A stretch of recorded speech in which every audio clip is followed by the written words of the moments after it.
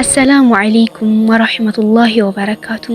ውድ ተመልካቾቼ ዛሬ የነቢያችን አለይሂ ሰላቱ ወሰላም ውድና እንቁ የሆኑ ባህሪያቶችን እናያለን። በመጀመሪያ አልሐምዱሊላሂ ረቢል ዓለሚን እኛ ሙስሊም አድርጎ የነቢያችን አለይሂ ሰላቱ ወሰላም ኡመት ላደረገን ጌታ አልሐምዱሊላህ ثم አልሐምዱሊላህ ቢስሚላህ አልሐምዱሊላህ አስሰላቱ ወሰላሙ ዐላ ረሱሊላህ ሰለላሁ ዐለይሂ ወሰለም። የነቢያችን አለይሂ ሰላቱ ወሰላም ምርጥና ተወዳጅ ባህሪያቶች። ነቢያችን አለይሂ ሰላቱ ወሰላም ባህሪያቸው ቁርአን ነበር። ይህም ማለት በቁርአን መርህ ላይ የተመሰረተ ነበር። ቁርአኑ የማይቀበለውን የማይቀበሉ፣ ያዘዘውን የሚፈጽሙ ነበሩ። ለግል ክብራቸው ብለው የማይበቀሉ፣ ለራሳቸው ግላዊ ፍላጎት ብለው የማይቆጡ፣ የአላህን ሕግና ክብሩን ሲዳፈር ለአላህ ሲሉ የሚቆጡ ነበሩ። ነቢያችን አለይሂ ሰላቱ ወሰላም ከማንም ሰው ይበልጥ እውነት ተናጋሪ፣ ከሁሉም ሰው ይበልጥ ቃል ኪዳን አክባሪ፣ ከሁሉም ይበልጥ ጸባይ ለስላሳና አመለ ሸጋ። ነቢያችን አለይሂ ሰላቱ ወሰላም ከሁሉም ይበልጥ ተግባቢ፣ ከመጠበቂያ ክፍሏ ከምትገኝ ልጃገረድ ይበልጥ አይናፋር፣ እይታ ቁጥብ፣ በአብዛኛው አመለካከታቸው ማስተዋል የሆነ ነበር። ነቢያችን አለይሂ ሰላቱ ወሰላም ከአንደበታቸው ክፉ የማይወጣ፣ የማይሳደቡ፣ የማይላከፉ፣ ክፉን በክፉ የማይመልሱ ይቅር ባይ መሐሪ ነበሩ።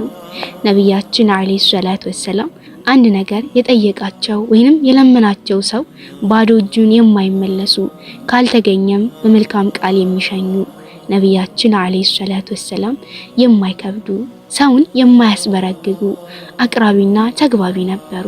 ነቢያችን አለይሂ ሰላቱ ወሰላም የማንንም ንግግር የማያቋርጡ፣ የሐቅን ድንበር ሲጣስ ብቻ ንግግርን በመከላከል ወይንም ጥለው በመውጣት የሚያቋርጡ ነበሩ።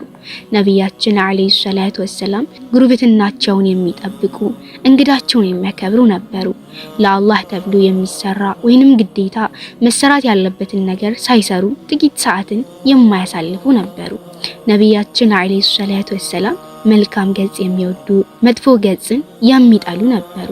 ነቢያችን አለይሂ ሰላቱ ወሰላም ደካማ መርዳትና ግፍ የተዋለበትን ሰው ማገዝ የሚወዱ ነበሩ። ነብዩ ሰለላሁ ዐለይሂ ወሰለም ሷሃቦቻቸውን ይወዷቸዋል፣ ያማክሯቸዋል፣ በቅርብ ሁኔታቸውን ይከታተሉ ነበሩ። ነብዩ ሰለላሁ ዐለይሂ ወሰለም የታመሙ ባልደረቦቻቸውን ይጠይቃሉ፣ ርቆ የሄደውን ይጠሩታል፣ ለሞተውም ዱዓ ያደርጉለታል። ነቢያችን አለይሂ ሰላቱ ወሰላም ኃይለኛም ሆነ ደካማው በሐቅ በፍትህ እሳቸው ዘንድ ሁሉም እኩል ነበር። ነቢያችን አለይሂ ሰላቱ ወሰላም ማንም ሰው የሚጠላውን ነገር አያስበረግጉም ነበር። ነቢያችን አለይሂ ሰላቱ ወሰላም በሽተኛን ይጠይቃሉ፣ ድሆችን ይወዳሉ፣ ከምስኪኖች ጋር ይቀማመጣሉ፣ ሲሞቱ በቀብር ስነ ስርዓታቸው ላይ ይገኛሉ። ነቢያችን አለይሂ ሰላቱ ወሰላም ድሃን በድህነቱ አያንቋሽሹም፣ ለንጉስ አያጎበድዱም። የአላህ ጸጋ ቢያንስም እንኳን ዋጋ ይሰጡታል እንጂ አይንቁትም። ነቢያችን አለይሂ ሰላቱ ወሰላም ከጣማቸው ይበላሉ፣ አሊያም ይተውታል እንጂ ምግብ በፍጹም ንቀው አያውቁም። ነቢያችን አለይሂ ሰላቱ ወሰላም መልካም መዓዛ ያላቸውን ነገሮች ይወዳሉ። ብዙ ንግግር የማያበዙ፣ መናገር ሲያስፈልጋቸው ፈገግታቸውን የሚያስቀድሙ።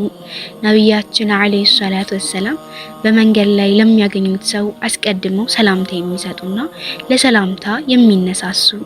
ነቢያችን አለይሂ ሰላቱ ወሰላም አጥፊዎችን በሰው ፊት የማይገጽሱ፣ ከተቃውሞ የራቁና ከሐሜት የጸዱ ነበሩ። ፈገግ ከማለት በስተቀር ድምፅ አውጥተው የማይስቁ፣ ችግር በገጠማቸው ጊዜ ፈጥነው ለሰላት የሚነሱ፣ አላህን ሁሌም የሚያስታውሱ ታላቅ መሪ። ያ ሰላም! ኢማን ማለት በምላስ ጫፍ የምትቀላጠፍ ቋንቋ ሳትሆን በልብ ውስጥ ሰርጻ የምትገባ የእምነት ምስጢር ናት። አላሁ ተዓላ ነቢያችንን ሰለላሁ ዐለይሂ ወሰለም የላከልን አንድም የእዝነቱ ማሳያ ሌላም አስተማሪያችን አድርጎልን ነው። እስኪ ስንቶቻችን ነቢያችንን ዐለይሂ ሰላቱ ወሰላም እንወዳለን? ምን ያህሎቻችን በመንገዳቸው ላይ ነን? አላህ በሰማነው ተጠቃሚ አድርገን። አሚን።